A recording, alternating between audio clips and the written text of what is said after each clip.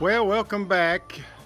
It is July 15th, 2020, hot outside, up next to the hay barn, but I'll turn the camera around and show you what I was up to yesterday. And of course I was starting to build the floor.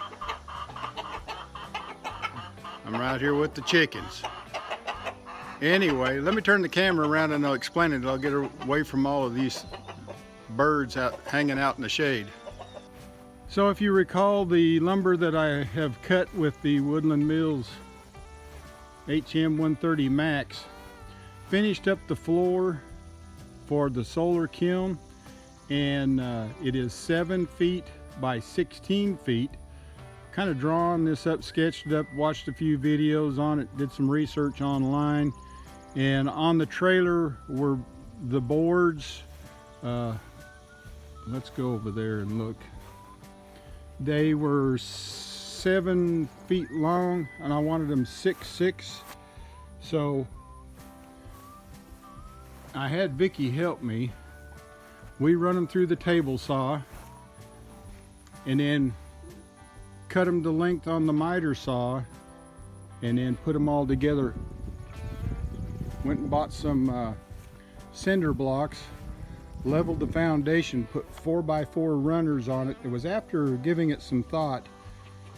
This dimension, if I decide to put it on a trailer, I could put it on a trailer easier instead of it being 8 foot deep. And so I used, let me show you the screws. It's composite deck screw. I don't know if I've got them here in the truck. When I put everything, it was getting dark when we finished up. There you go. So these composite deck screws, and they're kind of funny looking screws, but we use this on the corn crib. We replaced it with the oak boards. Now the oak boards were really dry, really hard. So on this, everything that you see as far as the screw holes, I went ahead and drilled it and then put the screws in it. Now I just need to clean up my cut off pieces. And like I said, I had the lumber tied down on the trailer to make sure it was going to be flat here. And then I'm going to, I had other in my shop. And what I'm going to do now, I need to cut the lumber for the framing for the rest of the kiln. And I think I'm going to use this maple log. It's 14 foot. This is the tree I was given up in Clarksville. And the father's son wants a slab off of this log. So we'll cut a slab there, and but these are silver maple, if I've got it right, from identified them by the leaf that was next to them with the other maple trees. Just but the mill's up there in the shade. What I'm going to do now is get this 14-foot log loaded up on the mill, get it ready to mill. So I'll include some of the milling process in this video, but I need the studs to finish building the building. At the same time, this is a working cattle farm, so I need to get the stuff done there. But I need to update you as well on this winch system that I have put on this trailer. If you watched a few of the other videos, you can see where I tore up the floor of the trailer getting these logs, these salvage logs. But I'll go back, share some information with you on that. But for as now, let's get to work cleaning up some of this mess and taking care of some other business.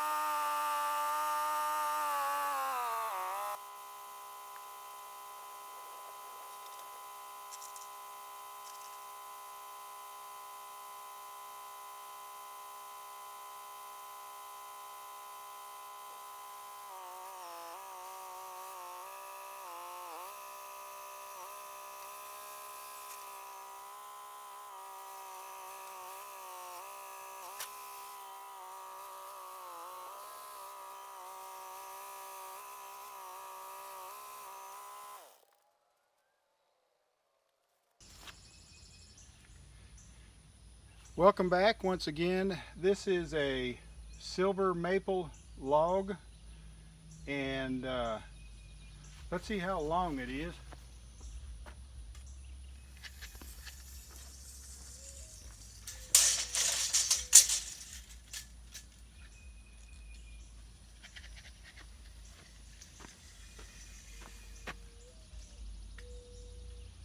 It's like just a little over 14 feet. 14 feet, about 3/4 inch.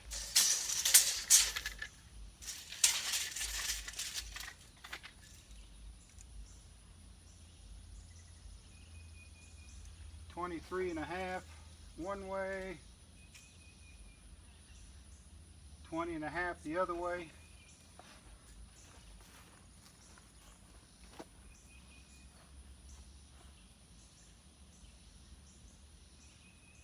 "28"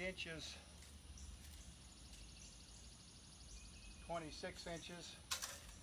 So 26 to 28 on the far end, the big end.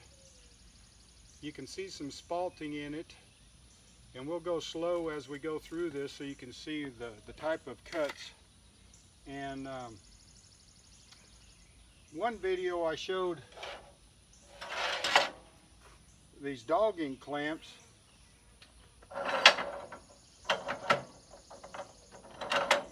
But you can go straight up and down, or you can angle them if you need to angle to get lower. But I slide them in, then get them started, and then I use this as a,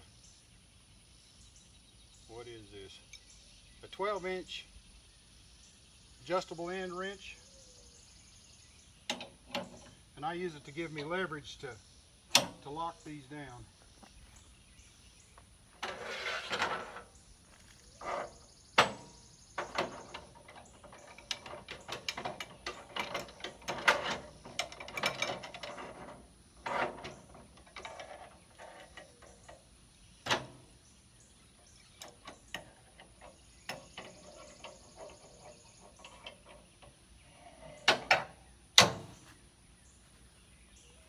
I probably don't need the third one for right here. It's pretty solid. But let me show you more of what I'm doing here.